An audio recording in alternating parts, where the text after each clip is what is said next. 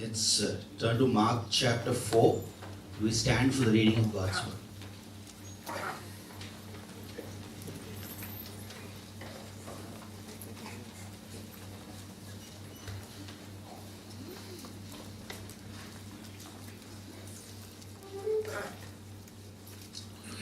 Mark chapter 4 verse 35.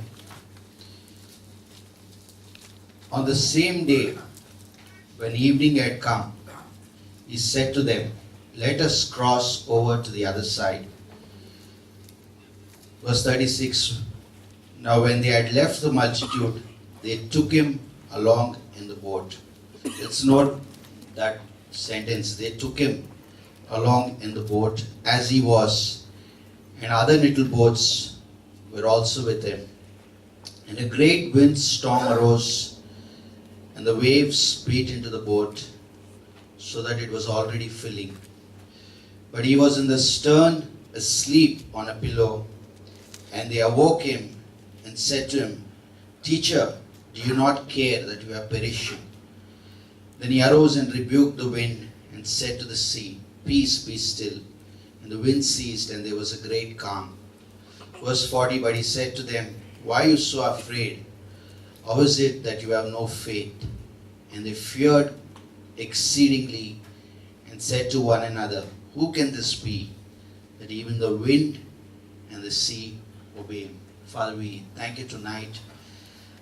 Thank you for your presence. Thank you for the word. Thank you for the body of Christ.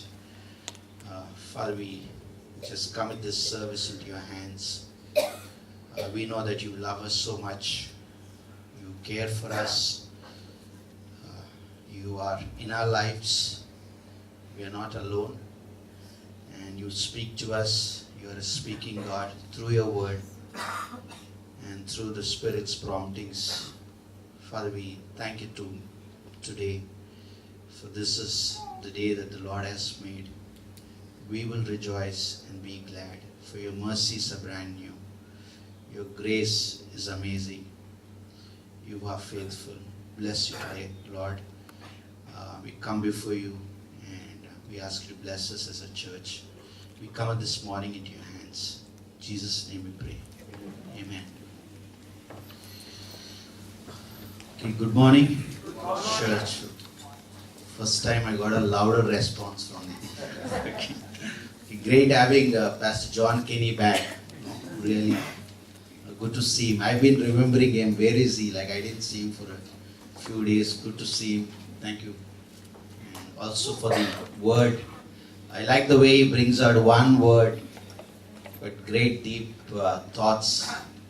I really like the way he brings out that thoughts. And also I've been thinking about the year 2014, and also particularly the last month. It's very fresh in my heart. Do you remember what happened last month? Yes. Okay, some of you remember, some of you are already in 2015, forgetting December. Okay, it's still fresh in my heart. Really, it's like burning.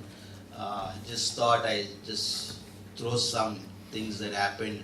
We had a beautiful conference, right? It was very, very encouraging conference. Great having Pastor Shabeli here. Let's think about all of his messages were hallmark, but one in particular. Jesus was in the house. The body was in the house. Authority was in the house. Healing, right? Healing was in the house. The word of God is in the house. By the way, this morning, all of that is still in the house, okay? And nothing has departed. We have not departed from the faith or the sound doctrines of the Bible. But it was great having Pastor Shibeli there. It was wonderful. Then we had Christmas outreaches, beautiful outreaches, all the churches doing in their own way. It was very refreshing. Then we had a Christmas service, beautiful service. It's just like it's in my heart like this month has been really good. Then we had Pastor Mati come and speak the message. You remember the first message?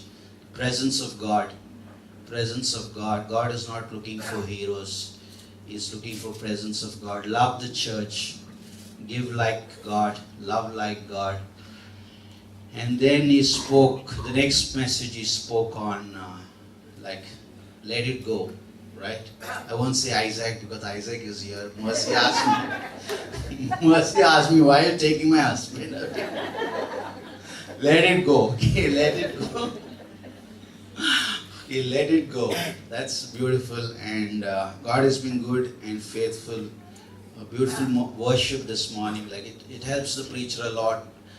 Worship team, you have no idea what you are doing. Just like building me up before the message. It's beautiful. And before we get into the message, just a few things I want to say is like you are a great church. Like the church here is really awesome. And Pastor Melvin said at the Christmas service, like you're sinless. What he meant was, doesn't mean you didn't have the whole sin nature, but Christ, God sees you in Christ, Just want to clarify that because all your life don't live like you don't have sin nature in you. But that's like you're a great church, really. I mean it like you're an encouragement just watching your lives, the faithfulness, and you're an encouragement to us and to me personally. And also you're a great church. Also, secondly, I was thinking like you are a well-fed church.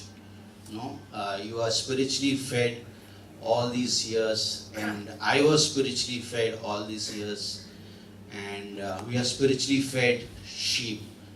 And Jeremiah 3:15 says, God says, I will give you shepherds after my own heart.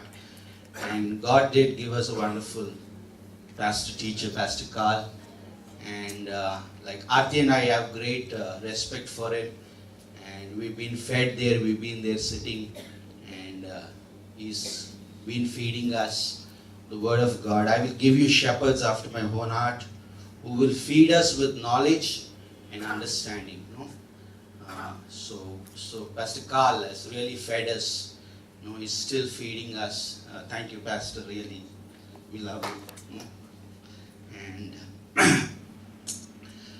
this morning we have a beautiful message. Thinking about John 3:16. The Bible says that God so loved the world. What did he do? He so loved the world.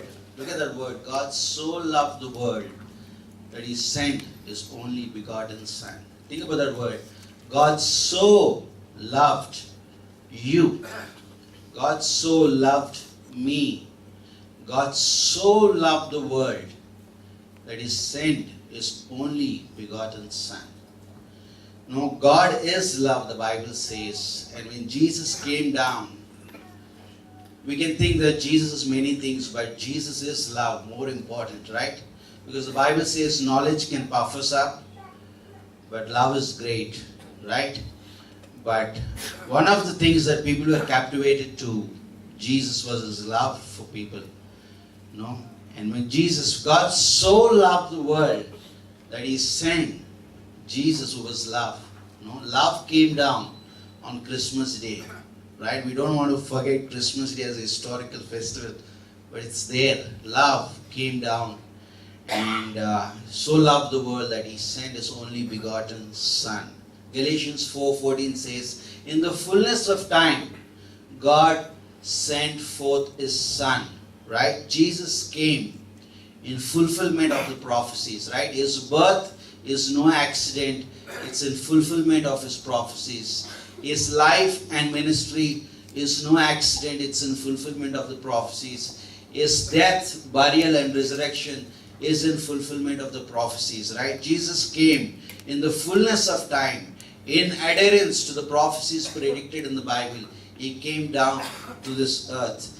In fact, more than approximately 330 Old Testament prophecies have been fulfilled in Jesus' life, death, and ministry. He came in fulfillment of the prophecies. And when Christ died on the cross, he died for the entire world, right? He died for every person on this earth who was born and who's living and who's died. He's died for everybody. The cross paid for the sins of every human being. God so loved the world that on the cross He paid for the entire world, right? He paid for the sins of the entire world. Whoever receives Him, repents of their sins, receives Him as their personal Savior, has faith in Him, as eternal life, right? God so loved, and His death paid for all the sins of human mankind. But man has to receive that forgiveness that Christ is offering to mankind. And what is God doing right now? God right now in this world is initiating His love to people, right? He's telling to people, I love you, I love you, I love you, right? This morning He's saying that He loves the church. He's telling the church to go out and tell about His love to people, right? He's initiating love. He's telling people, come to me, all that who are heavy laden, and I will give you rest. He's knocking the doors of the hearts of the people and telling, come, I will give you rest. I am the way, the truth, and the life. So God is initiating His love, right? Because why is God doing this? Because God is love, and God is in heaven. He couldn't just sit down there. Like, why did God send Jesus? Like, no, I was saying, like, God, why wouldn't you just leave us like that? Let us go to hell. Like, no, let us perish. It's we who messed up. Let the end also be messed up.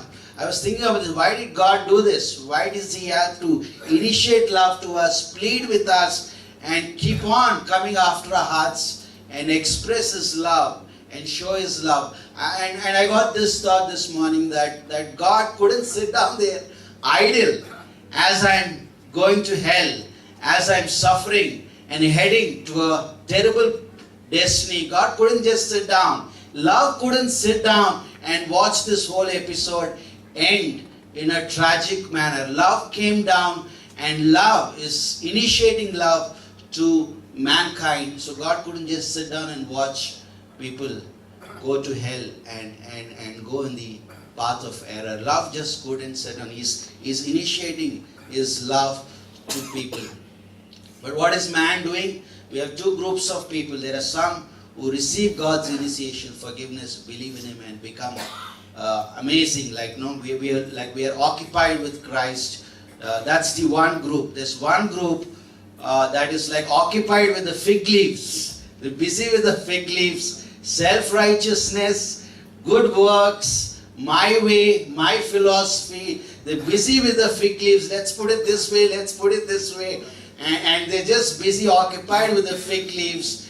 And there's another group, that's us. Like, we are occupied with Christ. We are occupied with the Lamb. We are occupied with the blood. We are occupied with the Bible. We are occupied with worship. Like last Christmas, 31st, it's wonderful just sitting here and listening to Pastor Atul and Pastor Mati. I was really built up like that. I just needed that. Like, no, I'm not occupied with fig leaves. I'm here worshiping God, and I'm here hearing from God. There's a group that's occupied with fig leaves, but there's another group, us, no, that's occupied with Christ, the Lamb, the blood, the forgiveness, the righteousness that comes through Christ. Not my own righteousness, not my righteousness which is like filthy rags, but I'm occupied with Christ. So there's one group on fig leaves, there's another group, church, that's with Christ. And it's also like the same way it happened in Noah's day, right? Noah was with the ark and building the ark, but the people were eating and drinking and getting married, right? That's the group. Like, we have two groups going and living in this world right now. Like, there's a fig leaves group, there's a church group, there's the Noah's time crowd eating, drinking, and there's another crowd that's Noah's family building the ark. And this life is beautiful, right? It's really amazing. God has called us into a beautiful relationship with Him.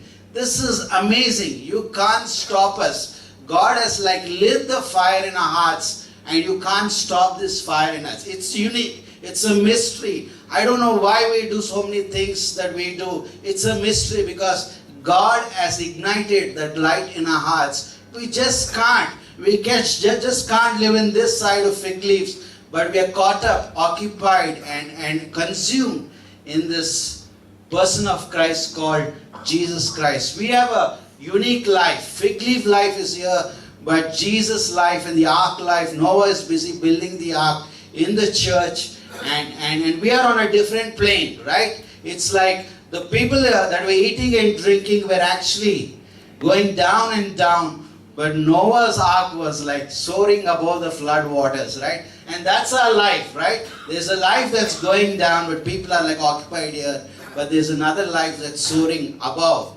the waters, and we are soaring into God's life. That's beautiful. The Bible says in Proverbs 4:18 that the path of the righteous is like the dawn, is light of dawn. The path of the righteous is like the light of dawn that shines brighter and brighter. And we are like the Noah's ark, going up and up. We are like the light of the sun that's like shining up and up. And this is beautiful. Something happened to us. The light, God ignited that fire when we met Jesus. That we do certain things, we say certain things that are different from the world, right? In John chapter 4, like we've all been there. The woman was so occupied with the six husbands. If Jesus didn't meet her, I think she would have more husbands and still her life would be in vain. But when Jesus met her, she became a soul winner. She went after people. She told about Christ, and it was a different life. Her life was soaring in this direction. It's beautiful. This life is amazing. God has called us to a relationship, a life that's unique, different, that's soaring high. It's like the light of dawn that's shining brighter and brighter.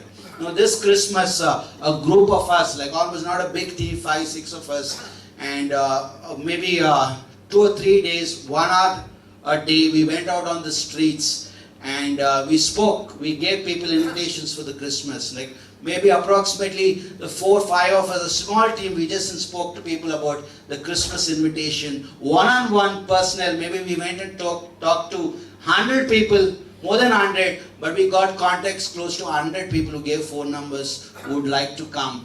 And we did this because we are different. It's like the life of righteousness. Our appetites are different. You cannot stop us in one sense. And almost 100 people gave their contacts. A day before that, I made calls to them. Out of the 100 people or 80 people that gave contacts, we got 60 newcomers for the Christmas service.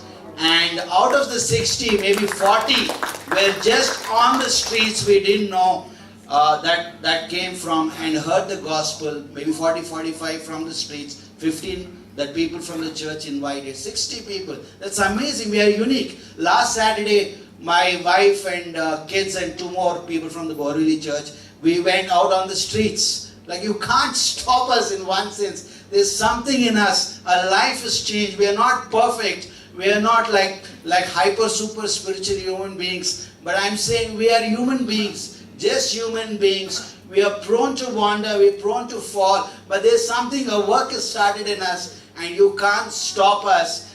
God is in the midst of us. God is in our journey of life. And something has happened. And last week, very beautiful. We went on the streets, spoke the gospel to different people. One lady in particular, my wife Aarti met her. Very well educated lady, dressed nicely, in the 30s. And she was walking alone. She gave the tract to this young lady. And she started telling about how much God loves her. The moment she started, tears started rolling from her eyes, and she was crying. And then my wife hugged her and said, Jesus loves you, And she said this, I just needed to hear this. I'm very disturbed in my life, and my marriage is in trouble. My husband stays separately. I stay with my mother. I have a son. Just pray for me. I would like to come to church, and she's in touch with my wife, and that's amazing. Like something happened to Paul. That like yesterday we had the Acts class in my house, and that's amazing. We were discussing the first missionary journeys of Paul. Something happened. This man is unique. Like this man is going from city to city, and people get saved. Some reject him. He's actually dragged out of the city and thrown out. Can you imagine that? Who would actually go back? He would be just like stoned sometimes, beaten sometimes, thrown out of the city, and he just gets up back and goes to the other city, not to take a break. He started preaching the gospel. No, that's amazing. Unique man of God. Like, that's what has happened. Something has started in our life, and that's amazing. Like, we are in a different lane. God says to us, hey, come with me to the other side. It's beautiful, right? God is calling us to a journey, a relationship that has begun. He's saying, come to the other side. I am with you. No? Let's be witnesses of Him in Jerusalem, Judea, and uttermost parts of the earth. No? All authority has been given to me. Come with me. God says, come with me. Do my wills. Do my will. Do my plans for your life. My thoughts are higher than your thoughts. My ways higher than your ways. Come with me. God is like inviting us. Let's go for a journey. Let's forgive people. Let's like love the church. No? And let's not have small things. This journey, the person of Christ is too big to even be thinking about petty things in my life. Like, God is calling to an amazing relationship with us. Hey, let's go to the other side. Let's build the church. Let's preach the gospel. There are women that are in tears, in trouble. That is more important with Christ in the journey. He says, let's go. He's saying this journey is not you alone, but with me going on the other side. Now, there are two ways to go with this journey in Christian life. Number one is, I can go on the journey on my own. No? Sometimes leave Christ behind and go in the journey, and that could be very frustrating. The Bible says, trust in the Lord and lean not on your own understanding. It can get really hard sometimes when, in fact, you cannot go the other side alone, because there's a lot of flesh in the journey, because God is calling us, let's go to the other side. I cannot go to the other side by my talents, my abilities, my strengths, because that's going to really hinder me in my journey, right? And never, something I say to myself, first, never ever, no matter how long we've been Christians and how deep walk we have with Christ, never ever say that you can do it alone with God. No? Because the day we say that, I say this to myself, the beginning of fall has begun in our life, right? 1 Corinthians 10:12 says that let him who thinks he stands, take heed lest he falls, right? I cannot go on this journey alone. I need the body of Christ. I need the Word of God. I need fellow believers. I need the Holy Spirit. I need Jesus in my journey, right? I cannot go it alone. There's another way to go. This is the way God wants us to go the other side. As a church, as a Christian walk, personal walk with God, there's another way we go with this journey. This is the way we go. The Bible says, I like this. When Jesus said to the disciples, let's go the other side, look at what they said. They took Jesus in the boat. That's amazing. Like, we take Jesus into our life. He is with me in my ministry. He is with me in my church. He is with me in soul winning. He is with me in my marriage. He is with me in my decision making. He is with me in every details of my life. I'm taking Jesus into my boat, right? Oh, that's amazing. When I have Jesus, I have no storms, right? That's beautiful. I have Jesus, then I have no storms. No, it's just the contrary. All the more you will have storms, because somebody is envious and jealous, because you are with Jesus in the boat, soaring like the ark is soaring. He is jealous. He comes. He brings trials. The Bible says the waves hit, the storms came. The waves came and hit the boat again and again. And these were no ordinary men, seasoned fishermen. And they panicked, they feared, they thought they would be actually dying. This is the end of their journey. And the waves came, the storms came, and we are prone to attacks when we are with Jesus in the journey. And the storms come and hit us, waves beat us, they hit our health, they hit our marriages, they hit our walk, they hit our plans in our life. Our convictions are tested at times. And I like what Pastor Marty said, convictions are strengthened in the body of Christ, right? That's beautiful. Our convictions are tested and the waves hit sometimes, and they want to replace our faith with fear. They want to replace courage and bring doubt into our life. The waves hit and we panic, we fear, we fret, we are discouraged. Like the disciples, we are afraid and we are discouraged. And we say, Jesus, what are you doing in the boat? Like oftentimes we pray for some things and the answer doesn't come. And here they could see Jesus exactly what he's doing. We don't know what Jesus is doing in heaven. Like here he's like snoring and he's in deep sleep. Even he's got a pillow in position, right? And the Bible says he's like just sleeping. And oftentimes our prayers are like not like given on time. And he's praying. He's sleeping there. And the disciples are like getting really angry. Jesus, what are you doing? We are sinking. The waves are hitting. The ship is about to sink. And we are scared. And Jesus isn't doing anything. But he's in the boat. Oftentimes when storms come in our life, we want to quit. We want to jump out of the boat. Our reason says, enough is enough. Let's move out of the race. Quit the race. Quit. Give up. No, this is enough. I cannot go any further. We're tempted to do that. Right? But what we forget is, Jesus is in my boat. But we get projections that Jesus is not really in my journey. We get projections, he is not in my boat. But Jesus is very much in your boat. It doesn't matter he's sleeping or awake or acting when you call on him. He is very much in the boat. And that could be a great disaster when we decide to quit. And I want to tell this story, true story that Pastor Shibeli mentioned it.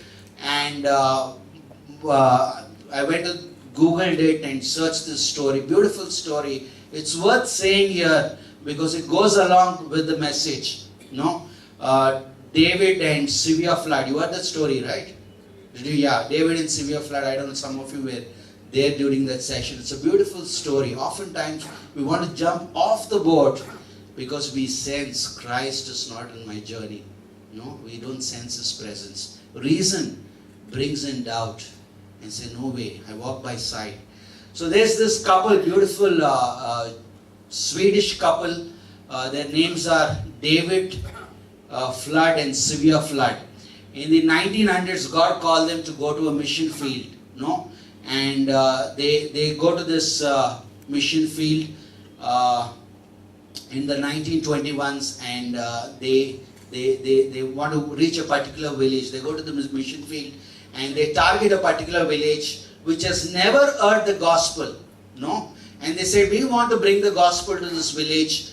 God has called us to this place. It is by the leading of the Holy Spirit that we are here. We are going to reach this village, preach the gospel. We want every soul in this village to go to heaven. So they reach there and they meet another couple, the Ericksons, from a mission center. They meet this couple. So together they decide, let's go reach the village. But however, the chief of the village decides, I'm not going to allow you to preach the gospel. Gospel cannot be preached here. So they're prohibited to enter the village and they stop. So what they do is, half a mile from the village, they actually build mud houses, and both the couples stay there. And David and Severe Flood already had a 2-year-old son with whom they came to the mission field. They stay here. Months have passed, nothing has happened in the mission field. No contacts, no souls, nothing is happening, no fruit. And only one contact they had in this village was a boy who brought actually eggs and milk to them to deliver every day. So Severe Flood one day said, Lord, we don't see nothing happening here. We don't see anything happening here. And she prays, Lord, may this child, this boy who's coming here become a child of God, become a Christian. She prays. And nothing happens. Months pass by and Severe Flood has a baby girl. And 17 days after the baby girl is born, she dies of tropical disease and malaria and different things. 17 days after the baby is born, and they name her Anna. And the husband is like the moment the wife is dead, the husband actually is like, he's in a shock. He says, he gets bitter with God. He says, how could this be? Lord, you called us here. You have brought us here. And this is the place where we are. This is what we are doing. We are here for your cause. and this is what you're doing to us. And he gets bitter with God. He forsakes his call, turns his back on God. He doesn't want to listen to the word God. That's the status he is in at this present moment. And he says, no God, no call. Takes this 17-day-old baby, gives to the Eriksson's family, and takes the son and goes back to Swedish, marries another woman, has 4 children, lives his life. No God in my life. I don't want to hear word God. And he jumps off the boat in one sense. He leaves the boat because he senses Christ is not here. No? And these Erikssons take this baby. After a few months, the Erikssons also die, and they give this baby Anna into the hands of another missionary couple, American missionary couple, who take this girl and they fly back to US and raise her up, and she becomes a wonderful believer, marries a minister of the gospel, and they move to Seattle and they settle down there. And this man, the girl's husband, becomes the president of the Bible college, and she is living her life. And one day, Anna actually gets a magazine, not in her language, but the language of the place where different language. So she reads the magazine. She couldn't read the language. What is the story behind? So she sees one picture in that magazine which says severe flood and a cross and a grave there. And she said, hey, this is my mom, but I don't know what is written. She goes back to the Bible college where a person actually translates the whole story and tells. It's about a boy who got saved, by severe flood, and the family who were there for a brief moment. And this boy actually became a believer, and then he went to school, studied in school, came back to his village, built a school, and preached the gospel to almost every kid. And the kids became believers, and the kids went back and preached the gospel to the parents. Parents became a believer. It's a great story. And she's like so thrilled. Oh, I wish only my dad would know this. No? And then after a few months, she goes to England to attend a conference. And then one of the speakers there was nobody but this young boy who got saved. And he's sharing the story that there's revival happening in that village because David and severe flood came there. And through him he got saved. Today thousands of people are believers in that village only because David and severe flood were there for a brief moment.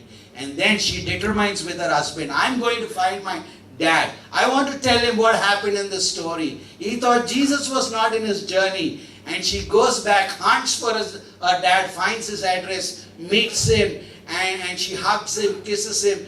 And she says, Papa, God loves you. And the father says, don't use the word God. I'm bitter against him. He is not in my journey. He has did harm to me. And she cools him down and explains the old story. No, Jesus was in the boat. It was a perception that was wrong. Jesus was never outside your boat. He was in your journey. And the father has tears running. And she gives the whole picture. Look at, because you went there, that boy got saved, that whole village. There's revival there. And this boy comes now to England in conference, sharing what happened because of your lives that have been impacted. And this man hears the story, tears in his eyes, repents of his sin, asks God for forgiveness, and gets right with God. And a few months later he dies. And what a beautiful story. Oftentimes we think God is not in the story. God is not in my boat. And we want to step out, move out, right? Oftentimes God bails us out of our circumstances immediately. Sometimes he takes time, right? But what is important for me to know is that Jesus is in my boat. Doesn't matter if he's sleeping or not. Jesus is in my boat, right? And oftentimes also we get, David flood is amazing. Like in life, sometimes you get to see the full story, a glimpse of what happened from God's side. God allows that to some people. And for some of us, we will see in heaven the other side of the story. And God is going to show to us. And some of us would regret, oh, why did I quit? Why did I jump off? I wish I knew what the story is and how the story is going to end, right? In closing, this journey is not about me, right? It's not about me. When the music fades, look at that song, when the music fades, it's all about you. This journey is not about me, right? When Jesus told the disciples, let's go to the other side. And the disciples went. They were seasoned fishermen. No, its journey is not about them. It's about Christ. It's Jesus in my boat. Is all that matters. Jesus is in my boat. At the end of the story, at the end of the life, it's not like, look at what I have done. Look at what I have achieved. Right? That's not going to be the story. The end, when the disciples crossed the storm and faced the storm and reached the other side, this is what they said. The story is not about them. They didn't boast about themselves. They said, who is he that even the winds and the waves obey? It's about Christ, right? They've got to know Christ in a more deeper sense. That's our journey. We're getting to know Christ in a deeper way. Now, in the journey, we see our weaknesses, we see our shortcomings, we see our frailty, and the more we walk with Christ, we see how weak we are. Like, we need God, we need that Word, we need the Spirit, and we need Him. You know, when I first, in closing, when I first got saved, I was in a different church, new believer, and didn't really, the church wasn't good in the doctrinal sense, but people were very good people, but their doctrines were not that great in the sense. No, but in the first few years, like, I just left my idols in coming to Christ. Like, they had like a lot of expectations, high standards. No, come on, I'm just a baby in Christ. No, and there was a season in my life. The first year after my salvation, there was a season in my life. Like, I said to myself, in my heart, I said, Jesus, I don't think I can go to the other side. I said, no, I'm going to give up. It's not my cup of tea. No, it's not I cannot make this journey with you. It's tough. No, because the standards people put and the expectations, and that time I didn't have the Word, also didn't see Christ in the right perspective. And I said that 15 years ago. I'm still in the journey with Jesus. No, and I know in the future, God is going to take all of us to the other side as we take Him in our journey.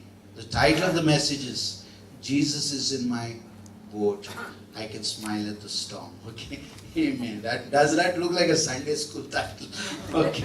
Okay, Father, we thank you once again for these words, Lord. Something that was in my heart, that you are in our boat, you are in our journey. The one who could calm the wind and waves is in our boat. And we don't want to go it alone. We want you in the boat. Go to the other side. Thank you, worship you, bless you. In Jesus' most precious name.